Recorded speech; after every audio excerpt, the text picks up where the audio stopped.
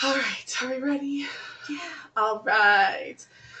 When things get hard and you don't think you can take it anymore, I'm Emmy, the birth wizard. and I'm Alex Barr, we remind you to breathe, and we're here to talk about all the uncomfortable surges to get you to open up about tough topics. Let's do I it. did okay with that. All You right. did. What are we talking about this week, Emmy? We thought it would be kind of fun to like switch it up and do some lighter stuff, which is like reacting to some posts and off of like Reddit or Facebook or these like community places. I originally used the word forum and I felt like I was 1,000 years I was old. about to say that. It was like, shit. What's a forum? A Emmy? forum is what a board is, but we just changed the word. It's like literally the same, but whatever. Because I'm an elder of the internets now. But yeah, so we're reacting to some of the things we found. I think also making it a moment where we can educate people because. Fun fact: because you're a doula does not mean you know it all about Yeah, pregnancy and stuff. And also laugh a little bit, right? Because we know we hopefully. see crazy things. Yeah. See I didn't crazy find any things. crazy this time. I Okay. looked pretty hard. I think crazy sneaks up on me though. You know, like it's just Yeah. like, oh, by the way, like here I am. Okay, I have some crazy ones. Do you? Yeah. All right. So should we start with my like more practical one? Yes, let's do it. Okay. This is one that I found over and over again. It was a recommendation for an OBGYN. And of course, on this particular one, there was 12 responses. However, on just about any board you go to, there's going to be 100+ responses to this. Like, Whew, yeah. and everyone's like, "Oh, my OB is great because they really avoid cesareans." You'll read that. They'll call them C-sections. I'll use everyone's like terminology, not mine. But they really avoid C-sections, and the hospital was nice. Like that seems to be like the running theme through all of these. I see a lot that it's like this hospital that my OB delivered at was great. Right. I do see some of like, oh, I loved my OB, but a lot of times I see the focus on like, well, this hospital has bigger rooms and tubs and things like that. Yeah, so I guess I just pulled it out because it's something that I see constantly. And it's really tough for me as a doula when I see those posts because I'm like, what do you need? Yeah. Because every office is different, just like every human is different, right? Of like, you know, this office would be great for you because it's in your particular side of town, but maybe they don't do this, right? Mhm. Which you really are in need of. So Yeah. I just like, I think I just looked at a list yeah. and that covered my insurance. And it ended terribly. Don't do that. Don't do that. With my first, the story that everyone knows is I actually called a particular OB office, and I don't remember who it was, and they had me booked, and at that time I worked retail, and they could get me in, and then they called me a day before, and they were like, "Hey, so we overbooked, and we're not taking new clients." So you're out on your own, kid, kind of thing. And I was like, no, you're going to find me a new OB. So fucking dumb. Like, so dumb. So they sent me over to Mom Doc. I'm going to actually blast them because I hate their OBGYN, like, branches. And I ended up with a really shitty experience, but I kept just, like, being like, it'll change. It's different. Like, they know what they're doing. So, yeah. I don't even think because I know the office that I went to, but I don't remember the OB's name at all. And because I guess again, being very naive, I didn't think it mattered that much. Exactly. And I think that's what most people think. I was like, I don't care. And I come from a military family where you get the doctor you get, right? I made an appointment to see an OB, and this is the OB that I see today, right?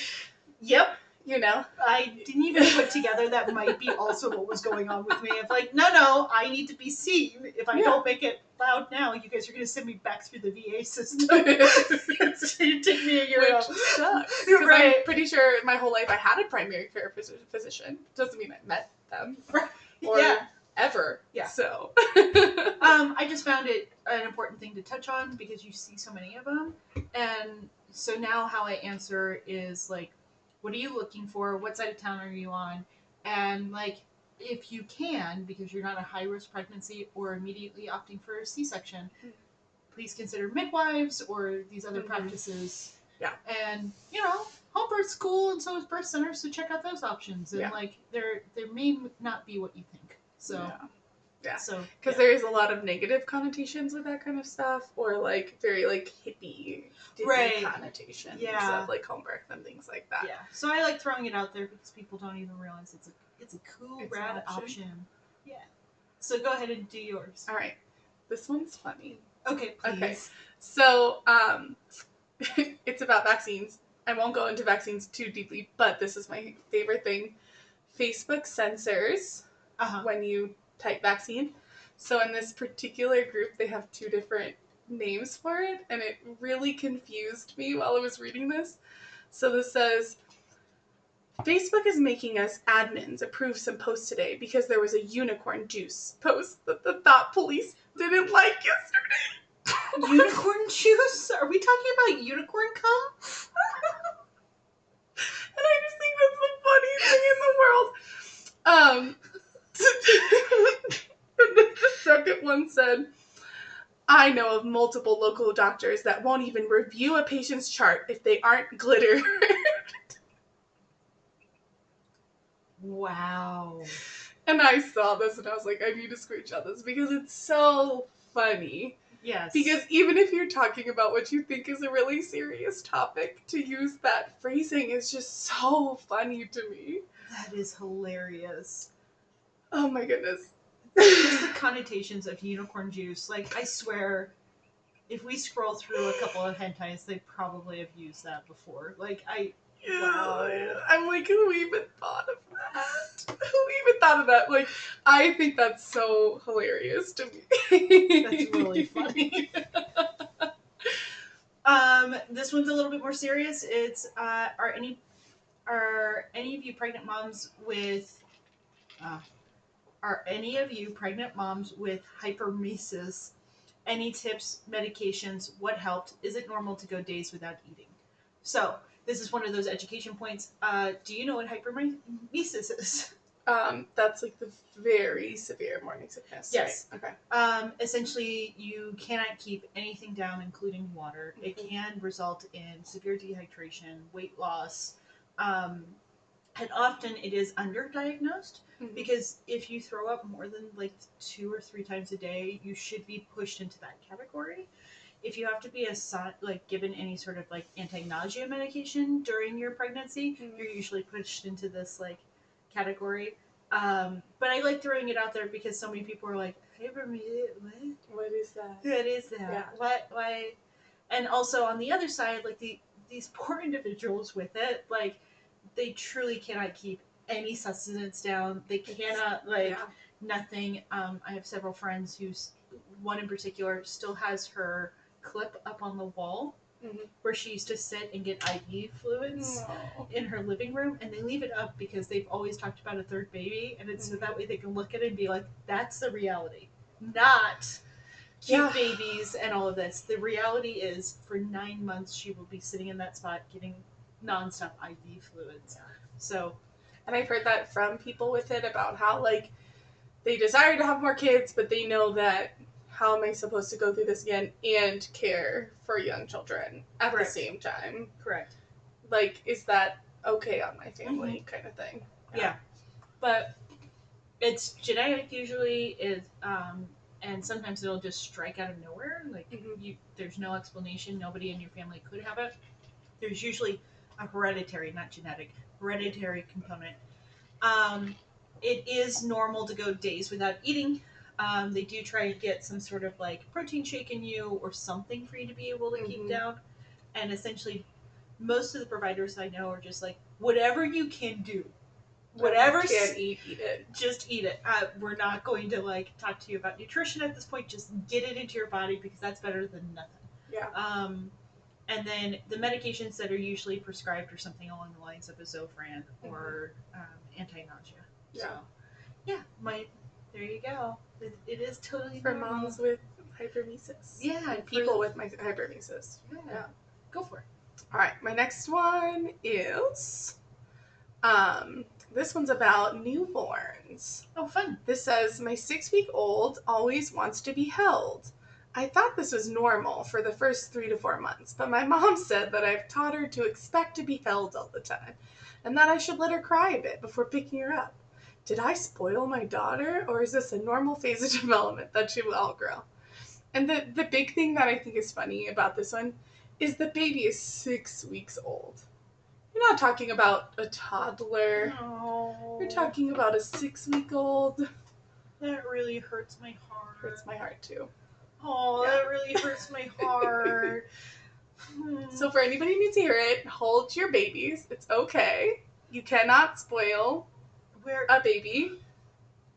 There's different types of mammals. Some are stowaway animals, which is like a deer, or you'll see these animals where they can like stow away their babies, they feed them, and then they run out into the wild to go eat, do their thing, and then they come back. Yeah, right? like baby birds. Right, Like that. right. We are not those. Nope.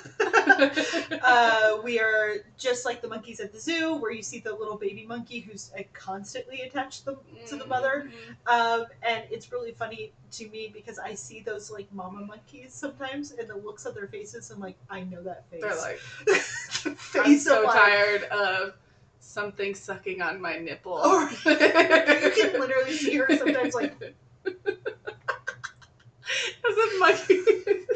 She's like almost got the face of like, hey Joey, can you go get me cigarettes? Like just something. Just like something. And so my question would be like, where do you think that comes from? So where it comes from, there is a place where this comes from. Mm-hmm. So during the Victorian age, which was in the 1800s-ish, it was thought that for wealth's sake, that you needed separation, and that allowed the child to grow up stronger and more likely to live, and all of this. Also, like as a wealth status, children got their own rooms, because before the poor would sleep all in one spot, and you were greatly attached to mom. So it was a point of wealth to be like, my kid is over has there, their own space. right? They're alone. So this is propagated throughout the years, and it's taken a while for people to kind of come back to this attachment parenting style. Mm-hmm. However, you'll notice in communities that are POC or indigenous, they've never lost this. Yeah. And it was truly just white communities that have coming back so around. Get those babies out of here. Right, exactly. And it's difficult when you're talking about it, because I'm sure there was some sort of wisdom there that they thought that they had a hold of. And truly, if you think of it in the sense of we're all trying our damnedest to raise good kids and like whatever it may be, and it makes me sad that the mom still is holding on to some of these like mythos, because that means this woman who's like leaving the comment was treated that way at how young? When they were born, yeah. Right. So no wonder she's also like, is this okay? Like she's never been displayed what is a normal attachment. Then that's very interesting. And then I feel an attachment to attachment parenting, because they were the whole like children were seen and not heard, and all of that stuff, all the super strict parenting and the detachment parenting instead of attachment parenting didn't make people turn out good either. Right. Yeah. So that's where my heart is always like, you can hold your baby. Right, yeah. And I know it's like that cliche, but eventually they're not going to want to be held. No. Eventually they're going to say, bye. Right. I hope never. Yeah. Yeah. Even nursing my kid till he was 2, he still would nurse and then leave. Like, he would never hang out with me anyway. Right. I'm like, please, let's be attached. Right. I have my 2-year-old now, and constantly I'm like, can we just snuggle? Can you not just nurse on me? And can we just snuggle and just chill together? Yeah. So we just stopped nursing. Yeah. So I'm still a little sad. And he keeps saying, boobies! And I'm like, yeah, I have boobies! Check them out! They're pretty great! I don't have Mimi, but we can snuggle! Right, that's fun. But he's never interested in snuggling, so... Yeah, I think it is interesting though, of like in that post alone, you can see a generational difference, what it's like to get advice from generations, and like kind of carving your own way. Yeah. And then like those are the kind of posts that go onto these groups, and you're like, wow, that's like strangely intimate, and you may not even realize how intimate that question was that you just like threw out there. So, yeah. Whew. All right, what's your next one? Is Theraflu okay during pregnancy? Oh, this is a good one because I don't know that. If that's the answer. Not. So can I ask first, what is Theraflu? Theraflu is a type of cold medicine, and it's done in a like powder form, and you mix it with hot water. Oh, I've never had that. Yeah. So, and then it's essentially a tea that ends up happening. So it's really good for flu-like symptoms. They also have it for like bad colds, that kind of thing.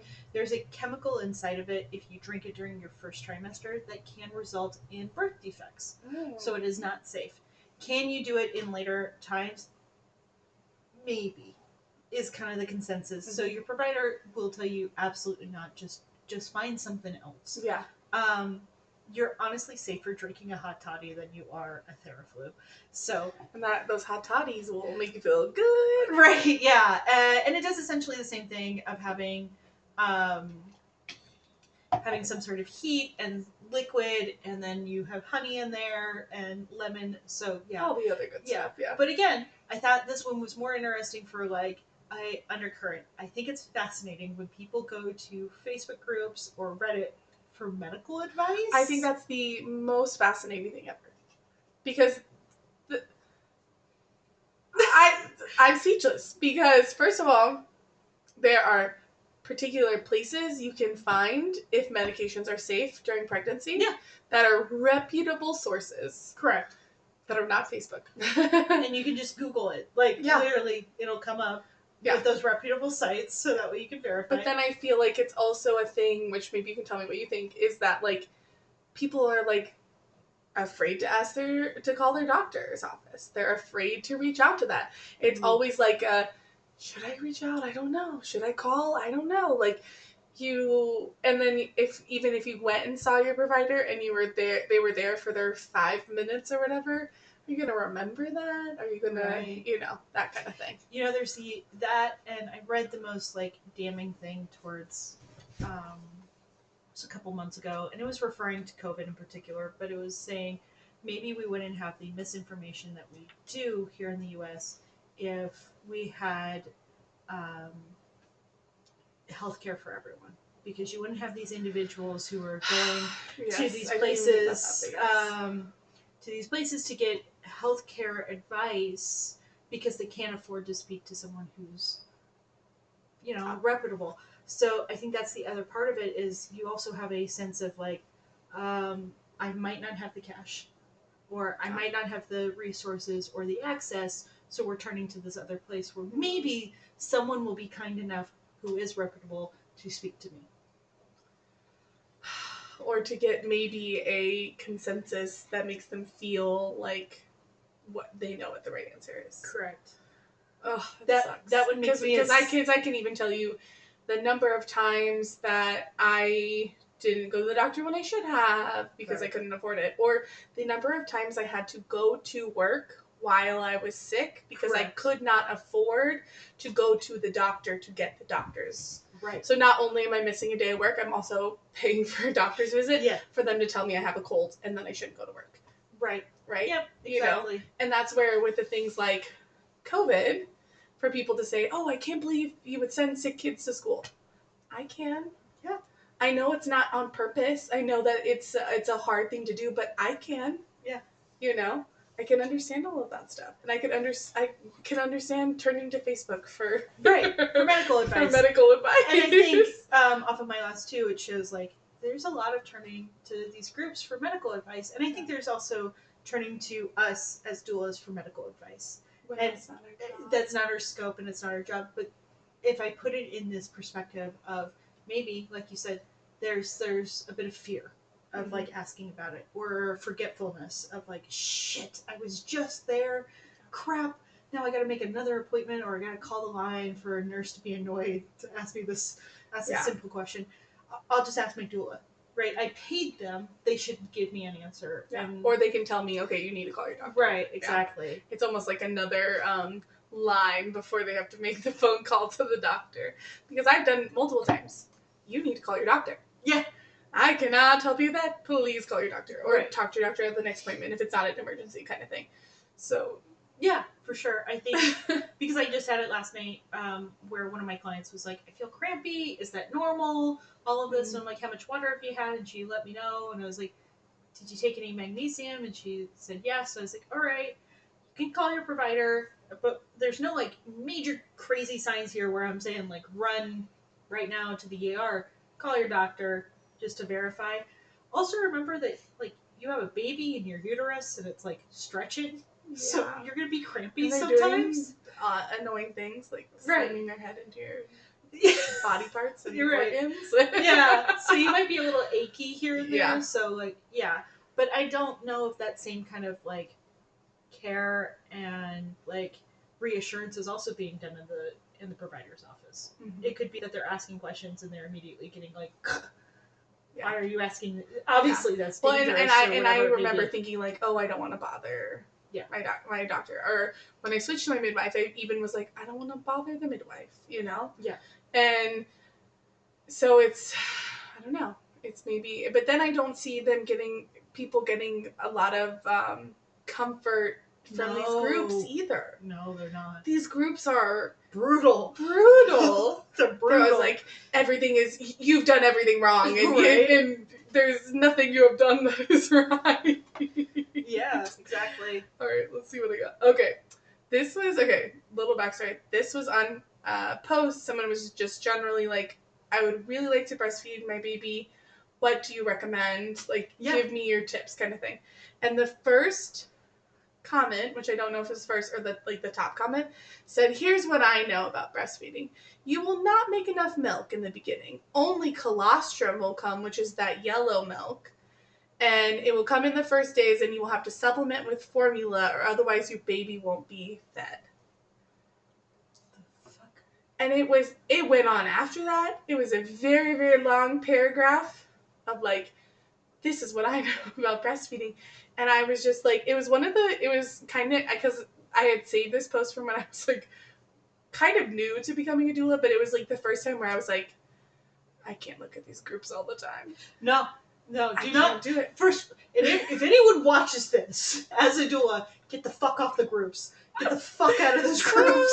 Because it will simultaneously make you sad and angry, and like it ends up setting you up for like so much emotional labor while you're in there, because you'll get invested in these people who have no interest in hiring you.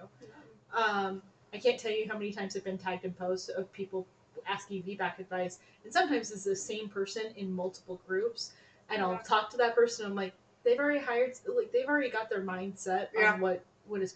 Please stop tagging me in their things. Mm-hmm. Yeah. Because like you guys are asking me to do labor that they're not interested in. That they're not interested in. Yeah. Well, and then maybe we should talk about this at the end about whether it's a good advertising route for doulas. Yeah, we'll definitely dive into that. We'll dive to that at the end of our because I think that's a great conversation to be had. Right. If you guys haven't, by the way, since you're over there, because I just have to say it, why the fuck are you not joining us over on Twitch? One of them's my husband. And the other one is somebody. I can't read it. Let me see. Both of us with our old eyes. Oh, it's Caitlin. Hi, Caitlin. Hey, Caitlin. I was like, the logo looked familiar. Oh, gotcha. But yeah, so first of all, that's not true, and anybody who knows anything about breastfeeding knows that colostrum is typically enough to feed your baby. It's also milk. It's milk. Like, first of all, colostrum is milk, yes. And like it drives me nuts when I go into those boards and they're like, your milk won't come in until this day. Your milk is there. It comes in before you have the baby. People are like harvesting colostrum before they give birth. It's there. Milk is there. Okay. Sorry. You can continue. Sorry. It's just like, it's so interesting, first of all, to think, I know there are some cultures who don't believe colostrum is enough to feed babies. I do understand that. There are, in different cultures and things like that, but we know that's not true, especially if you do any research into breastfeeding and the amount of calories and nutrients that are in colostrum, like just all of that stuff is like, that's such a duh. And like, why wouldn't your body create enough? Right. And create the right amount for your baby? How did babies survive before formula? Right? Sometimes, sorry, I have to say this. Sometimes babies didn't survive because there wasn't enough. Yes. And the other side is sometimes there was the person in your tribe who produced way too much, and then they were the supplementing. Yes. Yeah. Just to throw that out there, because and I only say it because there are those individuals who don't produce enough, and then they end up hearing this logic, and then they're like, "Fuck me," like. Why? Well, and that's what I'm wondering, if that's what that person's experience was. Oh, I think so. Was that they didn't produce enough, there was an issue, and then they had to supplement with formula and pump in the meantime while they were waiting for their more mature milk to come in. But again, it's just so hard because people are only speaking from very personal experience. Singular personal experiences. Maybe twice, you know what I'm saying, depending on how many children this person's had, and sharing it as if it's gospel. Like, here is what I know. You will not, right? Yeah. There's so much of that language, and it's bad. Oh, it's so bad. It's really bad. And, like, that post is not just guilty of it. That's my rant about, like, milk is already there. Yeah. Like, how many times I've seen it. And what makes it worse is that person was looking for advice of, like, how to step into their journey safely and like confidently, and what they were given was, you're going to fail. You're not enough. Nothing you will do is going to be enough. Just like throw in the towel. Which is what people get at literally every turn. Yes. In pregnancy, in birth, in lactating, everything. Yeah. You failed. No matter how you do it, you failed. like that's just, how is that fair? It's like not. And that's like my biggest pet peeve is when things like these groups or things like comments like that perpetuate this, like, you are never going to be enough. You are never going to succeed at these things that you want to succeed. That was my personal experience with wanting a natural birth, wanting to breastfeed, right? To where I had to lower my own expectations so low just so that people would leave me alone. Like, well, I want to breastfeed, but I guess I'll wait and see what happens. And because I knew that if I said I would like to breastfeed, knowing that sometimes it doesn't work. I understand that. Right. That if I just said I would like to breastfeed, everybody would say, here's all the reasons you're not going to do it, and you should prepare yourself to not do it, and formula is fine. And I'm like, I never said anything about formula. I think it's great. I think it's funny because, like, this quickly devolves into your catchphrase, which is bitches hate nuance. Yes. Right? Yes. Because that's what this is. The nuance is missing there. This also, like, this person probably was not affirmed in the trauma they had around this or anything, and that's what I find most often in the groups where people are just like trauma barfing. They're just like, I like trauma barfing better than trauma dumping. No, like, it's like, to me, because it's almost like vulgar, like how it goes down. Like, it feels uncomfortable being around it. Bombing almost like, I think of stage bombing, right? Like, you're up on stage and you're bombing. The whole crowd is like, and like not interacting with you. The difference though with barf is you're requiring the other person to interact with you. You're requiring them to clean up the mess. Yeah. Of whatever you just said. And that's why sometimes I click on it and then I go out and I'm like, it's not enough time. It's not enough time to tell you how wrong you are. So we're just gonna. I think that assessment's really important. But yeah, this individual maybe not have been affirmed in that trauma around, like, why can't I breastfeed, and maybe feelings and all that jazz. But they're scaring another individual, which is not okay. Yeah. And it's crazy to me because I try so hard to like stay out of the groups that allow that kind of like stuff to just kind of roll away. Yeah. And they just end up. Some of them, I don't even know how they would even. They don't. there's so many posts and there's a million comments and things like that. It's just seems like there's no way. There's no way. All right. Here's my last one. It's also an educational one because I couldn't find it. Crazy. Has anyone been told they have a 2-vessel umbilical cord? I think it's funny that they put in there in parentheses while pregnant, which I don't know when you would have an umbilical cord otherwise. Or a single uterine artery. If so, did your baby have any health problems, or was your baby totally fine? I recently found out that I have this. It's been on my mind constantly. I'm looking for real mom-to-mom truth of what I should expect. Thanks for your help. Okay, so just laying out the true facts first. Umbilical cords typically come with 3 vessels, 2 in and 1 out. That's usually how they work. Sometimes, because nature is funny and it likes variation, sometimes you get 2s and sometimes you'll get 1s. But very, very rarely will you get 1s. 2s are more normal, like more times in that variation, and then 3s are common. So yeah, it's totally common. It's like a thing. And babies end up fine.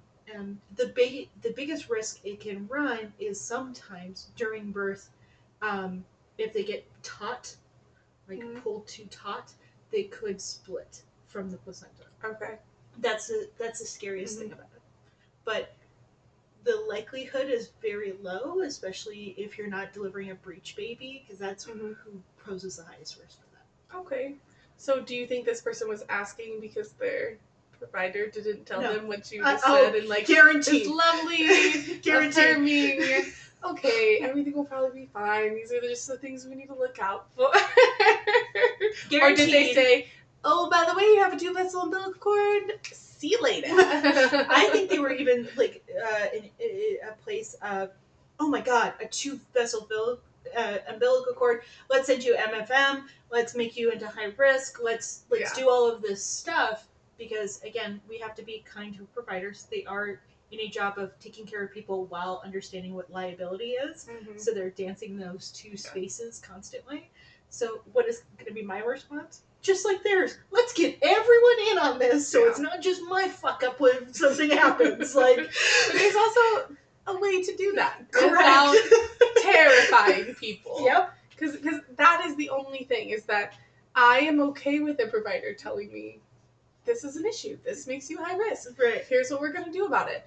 But there's so much fear. It's just fear. I'm just going to terrify you. I'm checking all my boxes of liability as the provider, but I'm just going to scare you. Right. Because you don't know what any of this means. No, of course not. Yeah. And I think it's very sweet how she's asking for real truth. She is trying to make sure that she does prepare herself for, worst case scenario and what it is. Everyone in there basically echoes what I just said of it's gonna be okay. That makes me happy. Yeah. They had very kind things. There was one individual who ended up miscarrying, had a fetal demise, but it wasn't attributed to their cord, and they made her aware of that. So very kind things said all throughout. So sometimes the groups will do kind things. And you're like, yay! But it's harder to find it. So, all right, you ready for my last one? I am. All right, I had a couple to choose from, but this one was my favorite. So this one, instead of making fun of not making fun, but instead of laughing at the people posting on Facebook, I'm going to laugh at the people who are posting on Reddit. Okay. Because this was a screenshot, and it says, it's a picture of someone doing chiropractic care on a newborn. It says, this precious little one takes a case for our youngest patient. She's 2 years old, or 2 days old. And everybody in the comments in Reddit was like, this is terrible. I cannot believe that people take their children to chiropractors. And I don't know if you've seen the reel that TikTok or TikTok that chiropractors keep making about what people think a newborn adjustment is versus what it isn't. They think they're cracking necks and popping backs when that's not what it is at all. So if anybody doesn't know, anytime a chiropractor is working with a young child, It's not the popping and the pulling. It's a little massage. Yeah. That's the most they do is a little bit of massage. Massage to release muscle tension and things like that. And it's really hilarious to me that people don't know that, because the comments, I'll read some to you. Some crazies out there think all babies need adjustment right away from the trauma of being born. The Kool-Aid must have been potent in their town. And then it says, like just throw in a mass suicide joke. That's like, yep, go for it. Wait. They mean adjustment as in chiropractor adjustment? How the F is this allowed? That chiropractor should be in effing jail. Oh my god. And it just went on and on and on. And I was like really like, oh, they're damaging this child and this is terrible. And they like equated it to like all this anti-vaxxer stuff and all of this boy. Like, it was like wild to me, because I'm like, I didn't know people thought that chiropractors were like hippy dippy things. Yeah, okay. I was not aware of that. So that's how I got brought up, was that it's something that is unnecessary. They're all quacks. They're like, essentially that it's all hooey is the word that was used most often, was hooey. Yeah. And that it wasn't until I was pregnant with my second did I go to a chiropractor. And the reason I went is because I had severe SPD. And my midwives were like, so the things you can do is yoga, stay in the pool, and a chiropractor. I was like, I can't go to one of those. And they're like, you should go to one of those. Like, especially you.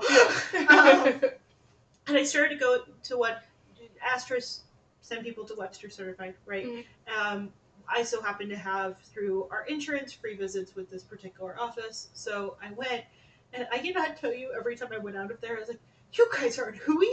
This is like magic. Like, it's the opposite of hooey. It's cool. Like, but it took a lot of education on my side, and like understanding what chiropractors are and what they study versus like when they're stepping out of scope, because just like doulas, they can step out of their scope and then I've seen run down that path and you're like, all right, they were cool, but and even one of the comments was like, my pediatrician recommended a chiropractor for torticollis, whatever, how do you say it? I don't know. It's the thing where their neck is messed up, or they're like favoring one side. Like, it was pretty bad. And like, it was, and they were saying it was a pretty severe case.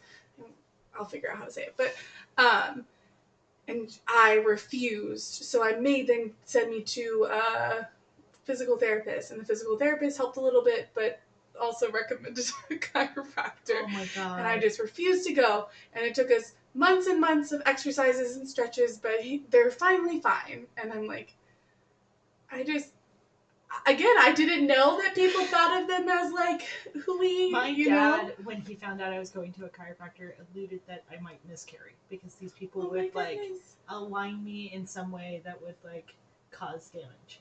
Oh my goodness. That was, so I completely... I did not even know that. I had like back pain when I was in high school, and my mom was like, oh, go see this person.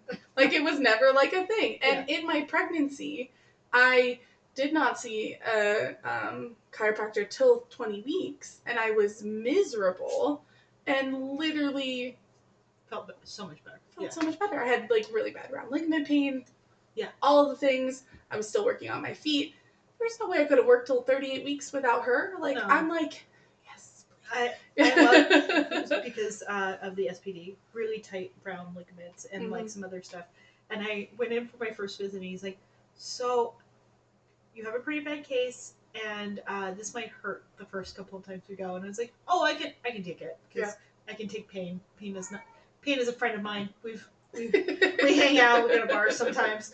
But he did this maneuver on like right in my crotch area, and it was literally a ligament that was so strung tight. It was like a guitar cord. Oh my god! And I remember coming out of that, I was like, yeah, man, that was the smarts. Like, that fucking sucked. And he was like, it'll be better next week. And I was like, no, we're coming back tomorrow. If that was that bad today, I'm not coming back in a week. To like... And I fully buy into the chiropractic. Like I said, I didn't know that was a thing to buy into, but now I do. But my son goes and sees the chiropractor we saw. Yeah. I saw when I was pregnant and everything like that. I do find it funny because I've always related Reddit as like Twitter, but with more words. Like I feel like the same crowd hangs out in Reddit that does on Twitter. They just get more words on Reddit. Like, well, and that's why it was hard to find, even when I was looking on Reddit, to find these like posts that I thought would be something we talk about, because they were all about like the same stuff, like stuff like that, like talking about people who are like for natural home birth, midwives, things like that. And then that's where my thing is people will say midwives are hooey granola things and like all these things obviously that I don't do. Understand the history. Exactly. Right. Obviously don't understand the history of that kind of stuff. Right. So I'm like, all right, I guess. Like it was a whole new world was opened up for me when I was reading this Reddit post. I think it's fascinating when you find out all the things that can be considered taboo, especially when it relates to pregnancy and birth. Like, I remember my mother-in-law telling me she didn't breastfeed with any of her kids because she grew up in a deeply religious family, and the idea that your breasts were anything but sexual was like, and so they all formula fed. Yeah. And I knew people like that. They were like, oh, you're going to breastfeed? Like, isn't that sexual, gross, blah, blah, blah. Right. So that was like my first exposure of like, oh, people aren't educated in these realms. And I do like to bring up like that learning about all of this is like ripping back the curtain on Oz. Like literally, like it's controlled by old white man who makes no sense, right? Like the cause of all of our problems. You should not be in charge. Aha! But yeah, that's essentially how it feels when you start to pull back all these layers and learn more. Like it's not hooey, it's not hippie, it's not granola. It's care. It's true care, and like take every possible way to get those resources, even if your best bet is the groups and you've got nowhere else to turn. This is way better than not doing it at all. So and it is a resource, to be fair. So. It is. All right, so big question. How do you feel about doulas advertising in Facebook groups? Okay. Because I will preface that with everybody so far has told me as a new doula that is the way to get clients. And I am positively guilty of it. Just saying. I'm very curious. To me, I think it's because before I called myself a doula, just like we talked about last week, like you're a doula before even then. And I was doing things before I started. That's where I started. We're on boards because I thought I was helping. And I still do. I still do think there's like a possibility to help, and like maybe if it's not the person who posted who gets the help, maybe it's someone else who's going through and reading, right? Yeah. Like they type in Theraflu because they're like, I don't want to read it, like look through or post it because I feel dumb. I'll look it up, right? Yeah. And then they can maybe see my post, like comment, and then maybe they'll talk to me, right? And so I'm completely guilty of it. I've started to pull away a lot more, and the reason why is because it consumes a lot of your time and so much emotional labor, and I think that's so hard. That may never see anything from it. Yeah, never goes anywhere. The thing I would say to do is make sure that you're like doing things that are relevant to your specialties or niches or maybe your like interests or focuses, because you will burn yourself out in these groups. There's millions of groups with millions of posts. You will burn yourself out. So if you're going to do it from an old expert who's been doing it for too long, choose your interest point, choose 5 words, and then go through each of those boards that you enjoy and type in the word and see what hasn't been posted in the last month, and then you comment on that. And only that. If you're going to do the advertising, which is really smart. Do not just scroll and scroll and scroll and scroll. You will. The other thing about it is in the last people don't. So, extra tips, guys, because if you're going to advertise on there, this is how you do it without driving yourselves nuts. 1, if you're going to be one of the like people who comments within the first hour, make sure you state that you sent them a PM at the end and private message them. Yeah. Because what ends up happening is that people get bombarded with all of these comments that they don't actually read all of them, and then they peace out. So if you do that of saying like I sent you a message, they're more likely to check their messages. Second, wait a little bit of time or be the very first comment. Do not be 20th. Yeah. It's a waste of your fucking time. Don't do it. So unless you're first, don't comment until it's a day later, because then it'll re-alert them a day later. Instead of alerting them when all those other ones were. Correct. And then it comes up of like, oh, Emmy commented on my post. Cool. I'm going to go back and read it now. Yeah. And then they're going to go look at mine. Yeah. Versus... because they're clicking directly on it instead of so-and-so and 5 other people commented on this post. Mm-hmm. Yeah. Exactly. Last thing, if you're going to do it, be really authentic. Like, surely be someone who's like ready to give help and energy to this individual. Because and know that nothing may come of it. Correct. Yeah. Well, and then because I think like offering support, answering people's questions, I think is one thing, but then the posts that are like, I'm looking for a doula, who's available or who do you recommend? Literally, there was one post I saw it and it had been posted less than a day ago and had 120 comments on it. Yeah. And I was like, it's hard out here for a pimp. Right? It's hard out here for a doula. Yeah, man. Right? And so that's what's interesting, and that's where I think maybe people feel all of this like competition and all of this like it feels like there's like an overcrowding. Look, man, like, you know, just about every day at least 12 doulas get pumped out of some certification program. Yeah. That's the reality.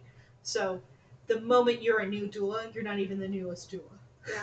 Like someone else is graduating right behind you. Mm-hmm. It's also why I write a pitch inside of my like comment for those like I'm looking for a doula thing. Mm-hmm. It's why I have that stupid huzzah at the beginning of it. Because everyone's like, hi, stupid. It is cute. What I mean by that is like it's silly, right? Because everyone starts theirs out with, hi there, I'm so and so from this. Mm-hmm. And as a person, like I wouldn't read that. I would not read that. I wouldn't do that. Yeah. I would read the first 3 words and be like, cool. The 7th Ashley has messaged me to be a doula. Like I'm also like pretty bad at it. Like I have posted on groups looking for recommendations for people or for professionals, and then never gone back to them. And I'm like, oh yeah, I did ask one time. Like this group, like if they had recommendations for I don't know Korean restaurants or something, but like. I never went and got Korean food. Like, and then I'm like, oh, did I waste those people's time? No, I've totally done that. And the other side being like, I've also been a part of networking groups where your entire thing is to comment in those boards, which is why I've gotten pretty good at like how to be noticed. Yeah. So yeah. I guess the biblical like 10 commandments. I don't think I'll even get to 10. Yeah. 1, make sure you have an actual fucking business page and a website. I don't got one of those. Something, because if you just say like, hey, I do it, and you have nothing attached to it to show that you're a professional, they're not gonna comment. Like they're not gonna come back to you. They're just not. Yeah. That you put in there obviously your name. And then, like I said, either be first comment or days later. There is no in between. Put something that really shines like what your business does versus everyone else. Who you are, what you specialize in, things like that. Yeah. Correct. And that goes back to the niching thing. Like, it makes it really easy then to leave the thing of like, hey, I'm Birth Wizard and my specialty is this because I was this, right? Yeah, and even that I get tagged in like plus size pregnancy stuff sometimes, and if they're not looking for that, they aren't going to receive it, kind of thing. Correct. Because I made the mistake of like, hey, I'll give you all this information that you might need. Right. And that's where I found where I've talked about before, where some people who are considered plus size pregnancies don't consider themselves that. We have to do at least 6 episodes on this topic alone. That like blows my mind. And to be fair, more people are considered overweight and obese and having high BMIs than people realize. Like, yes. Totally not fat looking people would still fall into that category, but I find it a lot where someone is speaking like, they told me I had a high BMI, and like, what am I supposed to do? Or just, turns on like these insecurities. Right. And if I'm like, well, you have a plus size pregnancy. And right. This is how they're going to talk about it. And here's some things you can do. Like, right. They're going to be like, but I'm not fat. Right? Okay. This was fun. In the eyes of the medical system, right. You are, but I get it. Right. Yeah. And that's incredible to me because, like, just talking about my own body alone, I've never been considered anything but obese on the BMI scale. So, like, I've always lived with the reality. And that's why I just wonder if for some people, like, that's the first thing they're presented with that stuff is when they're pregnant. And there is such a focus on weight, and there is such a, well, now you're high risk, now, putting people into these camps kind of thing. Because even me, as a fat person, did not realize that was going to be my reality in pregnancy. It's so, yeah. Like I said, we have to do like 6 episodes alone. Because I bet we could get at least 6 episodes off of you like information alone. And then I could do an episode alone about all the times that, doctors were just literally the worst. Yeah. I'm sure. And ignored actual medical issues. Oh, I'm sure. And like this will be the last thing I say, and then we'll change topic. I swear, so that we don't just have like this mini episode inside a different episode. I actually read recently. It was someone's Reddit post, and they stated that they lost. It was 80 pounds because they were considered obese, and they were having issues with their period, not being able to sleep, all of this stuff. They lost the weight not because they wanted to or that they felt they needed to, but because once they lost that weight, they went back into the provider, and it turned out they had HPV, which had like wrecked her ovarian system, that she had narcolepsy, and then 2 other conditions going on, but things were being drawn up immediately versus when she was overweight. Because all those issues existed, but they were ignored. So, that sound is anger rising. Right? Yeah, I'm sure.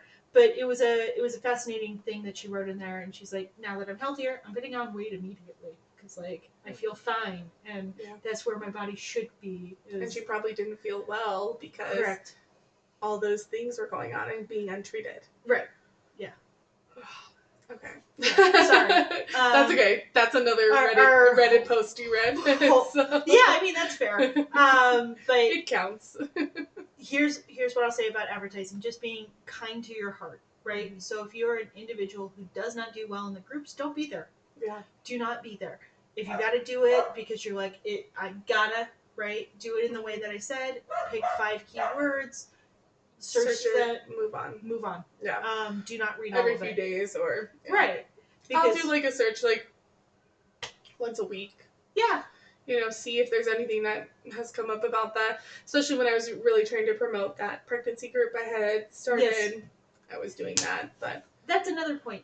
Find you a buddy. Yeah, find you a partner. Yeah, find you a buddy who's willing to tag you on the post too. Yeah. Because if that helps quite a bit actually, because people find security when your name is mentioned a lot by others and not just yourself. Yeah. So find a group of like 4 or 5 doulas where you all can like keep shouting each other out. And your name's coming up more and more and things like that. And I've also had really great clients that will just shout me out over and over again. And they're so sweet, know?